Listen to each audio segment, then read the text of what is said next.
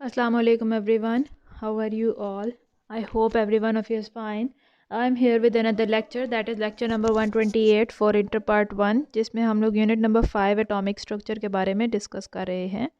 In my previous few topics, in my previous few videos मैंने आपको explain किया था about the discovery of the different sub particles of the atoms. उसके अलावा हमने study किया about how J Thomson devised an instrument to measure the charge to mass ratio of the electrons. उसके अलावा मिलिकन्स ऑयल ड्रॉपलेट मेथड था, जिसकी मदद से चार्ज के जो था इलेक्ट्रॉन का उसको मैयर किया गया. उसके बाद रदरफोर्ड मॉडल था डिस्कवरी ऑफ न्यूक्लियस के लिए, कि किस तरह से जब एक दफ़ा पता चल गया कि एक एटम जो है वो मुख्तलिफ सब पार्टिकल्स के ऊपर मुश्तमिल है, उसके अंदर मुख्तलिफ किस्म के सब पार्टिकल्स प्रेजेंट हैं, चाहे वो इलेक्ट्रॉन है, प्रोटॉन है या फिर न्यूट्रॉन है.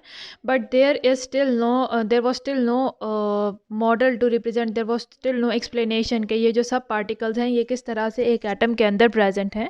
सो उसके लिए सबसे पहले रदरफोर्ड ने एक्सपेरिमेंट परफॉर्म किया था इन 1911, और उस एक्सपेरिमेंट में देखा था कि when thin gold foil it was bombarded with different alpha particles, तो most of the alpha particles they crossed the thin gold foil without any effect.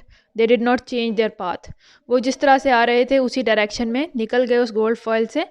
But he observe that some of the particles they were reflected at large angle, while other some particles, very few particles, they were reflected back. वो बिल्कुल भी गुजर नहीं सके थे, they were reflected totally back. अब ये किस तरह से हो रहा था? He use a photographic plate all around, और उधर से उन्होंने मैयर किया था कि स्टार्टिंग में कितने अल्फा पार्टिकल्स थे, एंड तक कितने पहुंचे, कितने डिफ्लेक्ट हुए, कितने बिल्कुल पीछे को टर्न बैक हो गए थे. So according to this model उन्होंने कहा, रदरफोर्ड का कहना था कि चूंकि ज़्यादातर alpha particles without changing the direction easily pass कर गए थे उस फॉयल को, तो इट मीन्स कि उसके अंदर जो एटम्स हैं उनका ज़्यादातर हिस्सा एम्प्टी था. That is why they could easily pass. While there is some heavy central nucleus that was present in the centre of the atom, और उस हैवी पोर्शन की वजह से the alpha particles they were deflected, they changed their direction of motion, और उसके अलावा they were reflected back. उसके अलावा उन्होंने मॉडल पेश किया था प्लानिटरी सिस्टम का, कि जिस तरह से एक सोलर सिस्टम है उसके अंदर मुख्तलिफ प्लैनेट्स हैं और दरमियान में सन है, उसके इर्द गिर्द प्लैनेट्स रिवॉल्व कर रहे हैं. सिमिलरली उनके मुताबिक जो एटम है उसके अंदर जो न्यूक्लियस है it is at the position of sun, and the electrons like the planets they are revolving around the nucleus, central nucleus. Why he said that they were revolving? Because उन्होंने कहा कि अगर electrons revolve ना करें, वो एक जगह पे स्टेशनरी हों, तो न्यूक्लियस के अंदर चूँकि पॉजिटिव चार्ज है, वो आउटर मोस्ट जो ये नेगेटिव चार्जेस हैं उनको अपनी तरफ अट्रैक्ट करके the electrons will fall into the nucleus. So जो स्टेशनरी नहीं पॉसिबल के स्टेशनरी इलेक्ट्रॉन्स हों, तो इसीलिए उन्होंने कहा कि electrons are moving around the nucleus in the orbitals. But उनका फॉल बैक किया था उनके मॉडल में कि it was not a well explain model. इसमें यह था कि जैसे जैसे इलेक्ट्रॉन्स जो कि मूव कर रहे हैं न्यूक्लियस के इर्द गिर्द, तो जैसे जैसे उनकी एनर्जी वक्त गुजरने के साथ साथ यूज़ अप होती जाएगी, ख़त्म हो जाएगी, तो स्लोली उनका जो ऑर्बिटल है that will slow down, that will shrink down in the radius, और फाइनली वो जो इलेक्ट्रॉन्स हैं they will fall on to the nucleus. और जब ऐसा होगा तो पूरा ये मॉडल, पूरा एक एटम डिस्ट्रॉय हो जाएगा. But this is not possible because atoms remain, they remain for many and many years. So because of this default their theory was not acceptable. Then came Planck's quantum theory. अब max Planck एक और scientist हैं, उन्होंने अपनी एक propose की थी theory that is called as the quantum theory in the year of 1900 to explain the emission and absorption of radiation. Emission मतलब के रिलीज़ करना, और एब्जॉर्प्शन मतलब के एब्जॉर्ब करना रेडिएशंस को. So according to his revolutionary theory, जो energy है it travels in discontinuous manner, and it is released in the form of large number of tiny discrete units called quanta. तो उन्होंने कहा था कि एनर्जी जो है it is not a continuous wave like this. He said कि energy इस तरह से वेव्स की सूरत में ट्रैवल नहीं करती, बल्कि क्वांटा की सूरत में स्मॉल पार्टिकल्स टाइप हैं, उन्होंने उनको क्वांटा का नाम दिया था कि एनर्जी क्वांटा की सूरत में ट्रैवल करती है एक जगह से दूसरी जगह पे। In a discontinuous manner means here energy is there, here no energy is there, here energy is here, but according to this wave जो पहले बिलीव किया जाता था this is a continuous release of energy, but यहाँ पे max Planck के हिसाब से ये जो क्वांटम थ्योरी थी उसमें जो एनर्जी थी it was release in the form of quanta, they were discontinuous with each other, they were not continued with each other. और ये जो टाइनी डिस्क्रीट यूनिट्स हैं उन्होंने उसका नाम दिया था क्वांटा। सो ये जो थ्योरी है ये वेल एक्सेप्टेड है, इसीलिए इसको रेवोल्यूशनरी थ्योरी भी कहते हैं। He propose this theory in the year of 1900 and here अब उनकी थ्योरी के कुछ मेन पॉइंट्स क्या हैं। द फर्स्ट पॉइंट इज़ कि जो एनर्जी है इट इज़ नॉट एमिटेड और एब्जॉर्ब्ड कंटिन्यूसली, ना ही जब कोई चीज़ एनर्जी एब्जॉर्ब करते हैं या फिर रिलीज़ करती है तो एनर्जी कभी भी इस तरह से कंटिन्यूस फॉर्म में ना रिलीज़ होती है ना ही एब्जॉर्ब होती है। Rather, it is emitted or absorbed in discontinuous manner, like this. Energy is released, then stopped, then released, then stopped, then released, stopped, released, stop. So एक discontinuous manner है जिसमें break होकर energy release हो रही है in the form of wave packets. These are the wave packet. This is the first wave packet of energy, second wave packet, third wave packet, fourth. इस तरह से wave packets की सूरत में एनर्जी रिलीज़ हो रही है, ना ही कंटिन्यूसली एनर्जी रिलीज़ होगी। और हर वेव पैकेट के अंदर एक डेफिनाइट अमाउंट ऑफ एनर्जी होगी जो कि रिलीज़ हो रही है। सो जैसे कि अगर हम लोग लाइट की बात करें तो quantum of energy is often called, light की सूरत में हम कहते हैं कि light is made up of small particles that are called as photons. तो इसी तरह लाइट के अलावा बाकी भी जो भी जहाँ पे भी एनर्जी रिलीज़ होती है या एब्जॉर्ब होती है it is in discontinuous manner in the form of small wave packets जिन्हें हम क्वांटा का नाम देते हैं। और ये जो अमाउंट ऑफ एनर्जी, कितनी एनर्जी हर क्वांटा के साथ एसोशिएट होगी, it depends upon its frequency. जितनी ज़्यादा फ्रीक्वेंसी होगी, जितनी ज़्यादा फ्रीक्वेंसी में ये क्वांटा रिलीज़ हो रहे हैं उतनी ही ज़्यादा एनर्जी एसोशिएट होगी इन क्वांटा के साथ, और जितनी कम एनर्जी, जितने कम क्वांटा रिलीज़ हो रहे हैं उतनी ही कम एनर्जी एसोशिएट होगी। सो फ्रीक्वेंसी का क्या है, it is the number of waves passing through point per second.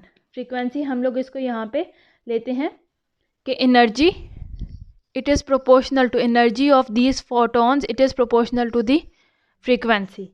Okay, the frequency मतलब कि कितनी वेव्स, एक ये पॉइंट है इससे कितनी स्पीड में कितनी ये वाली वेव्स पास होके जा रही हैं।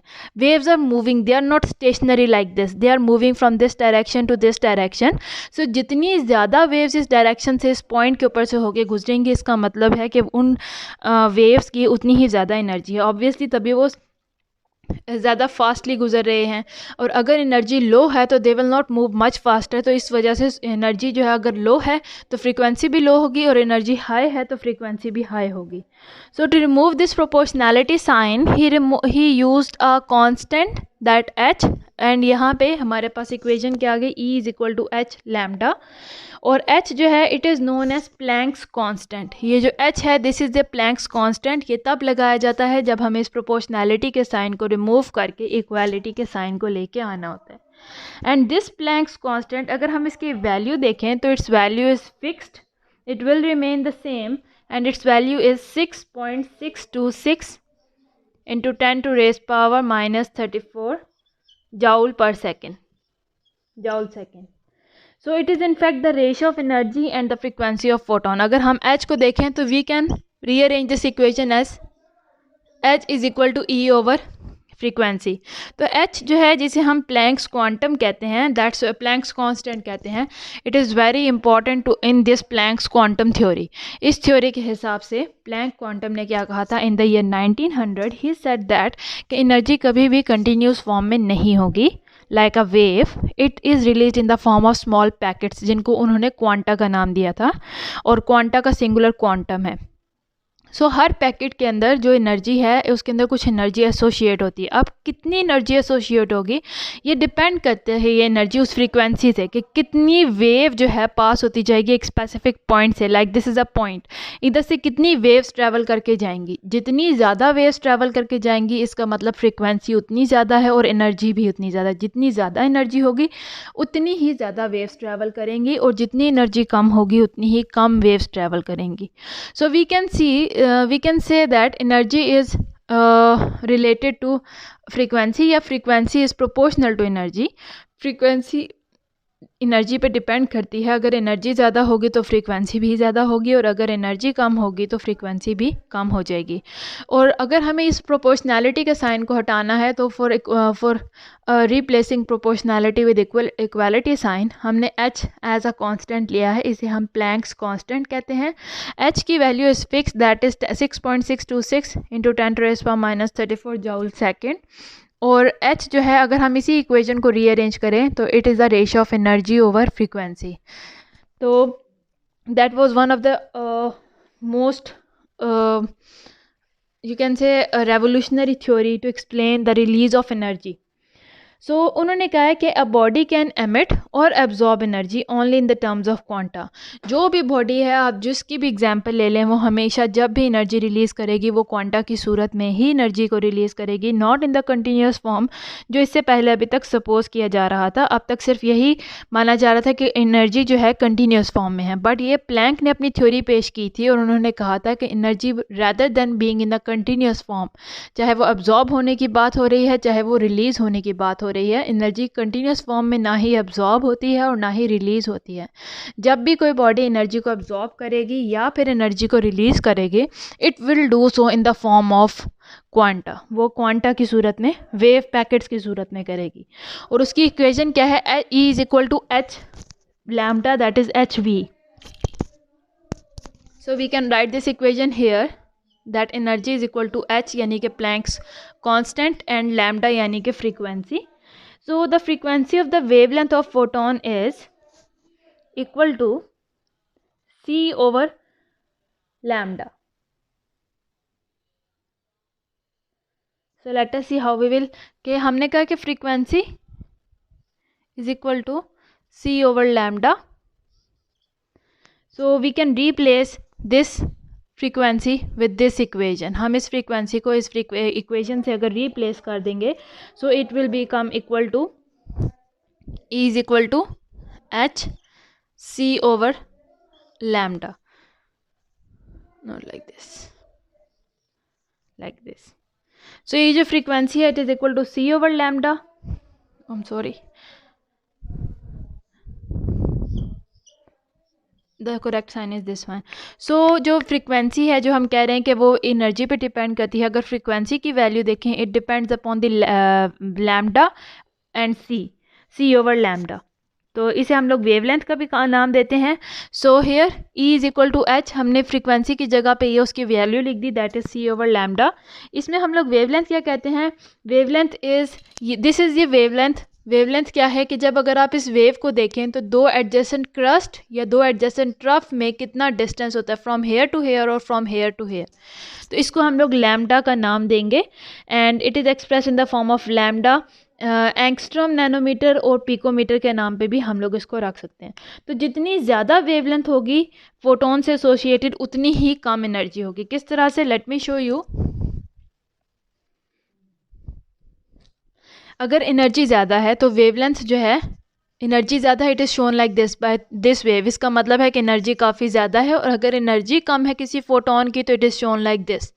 सो अगर आप यहाँ पे देखें, जितनी ज़्यादा एनर्जी है, तो now here you measure the distance between the crust और distance between the trough. Crust होता है ये हायर, ये माउंटेन का जो हायर पीक है, और ट्रफ होता है दिस लोअर पीक। तो डिस्टेंस बिटवीन द ट्रफ और the distance between the crust is very small in the case of high energy wave, while this is a low energy wave. यहाँ पे अगर आप कंपेयर करें, the distance between the crust और the distance between the trough is very large. So जितनी कम wavelength होगी, energy उतनी हाई होगी। That is why they are indirectly proportional to each other, they are oppositely proportional to each other, या inversely जैसे हम कहते हैं। यहाँ पे लैम्डा जितना कम होगा लाइक दिस, उतनी ही एनर्जी ज़्यादा होगी, इसे हम लैम्डा को वेवलेंथ कहते हैं।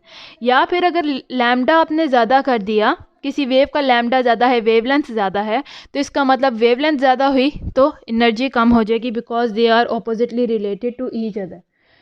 So wave number is the number of waves per unit length and it is reciprocal to wavelength. अब wave number that is another term जिसे हम लोग मेंशन करते हैं v बार से।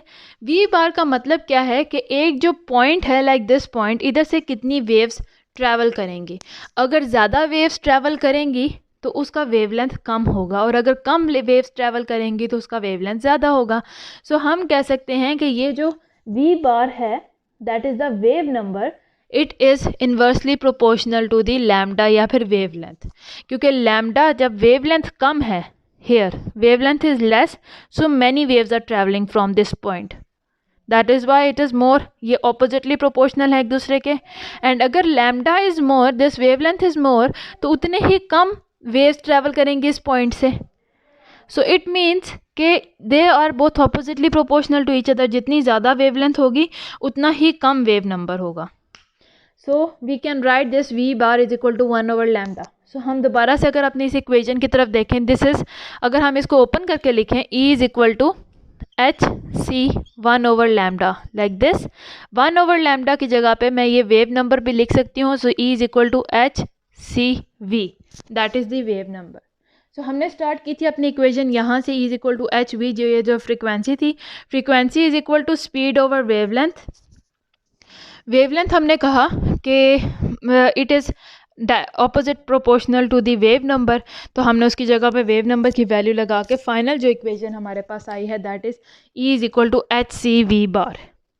सो जो एनर्जी है फोटोन की, it is related to frequency, it is related to wavelength and it is also related to the wave number. तीनों आपके पास इक्वेशंस आ गई हैं। दिस इज़ इक्वेशन नंबर 1, जब आप एनर्जी ऑफ फोटोन को उसकी फ्रीक्वेंसी के साथ कंपेयर कर रहे हैं। इक्वेशन नंबर 2, जहाँ पे आप एनर्जी ऑफ फोटोन को उसकी वेवलेंथ के साथ कंपेयर कर रहे हैं। और इक्वेशन नंबर 3, जहाँ पे आप एनर्जी ऑफ फोटोन को उसके वेव नंबर के साथ कंपेयर कर रहे हैं। तो आप ये देखेंगे कि सिर्फ ये जो तीनों कंडीशंस हैं उसमें से सिर्फ वेवलेंथ है that is inversely proportional to energy. Otherwise जो बाकी दोनों है frequency and wave number, they are equal to energy. जितनी एनर्जी होगी ज़्यादा, उतनी ही ज़्यादा फ्रीक्वेंसी होगी, उतनी ही ज़्यादा वेव नंबर होंगे। लेकिन चूँकि जो वेव लेंथ है उससे इन्वर्सली प्रोपोर्शनल है, जितनी एनर्जी ज़्यादा होगी वेव लेंथ उतनी ही कम होती जाएगी। सो ये जो रिलेशनशिप है, greater the wave number of photons greater the energy associated with them.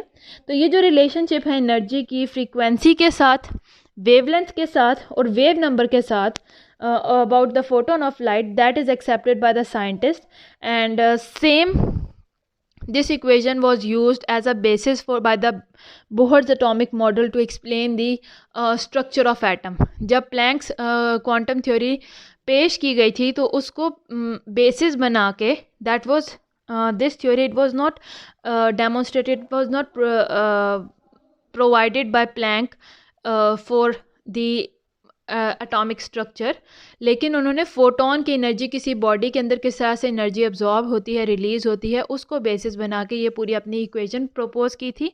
और इस प्लैंक्स क्वांटम थ्योरी को बेसिस बना के बोहर ने अपना एक एटॉमिक मॉडल पेश किया था जिसे हम बोहर्स मॉडल ऑफ एटम कहते हैं। That I will tell you in my next video. तो उम्मीद है आपको ये प्लैंक्स क्वांटम थ्योरी की समझ आई हो। अगर यहाँ तक कोई भी प्रॉब्लम है तो you can tell me in the comment section. I'm here to help you out and see you in my next video. Till then, Allah Hafiz.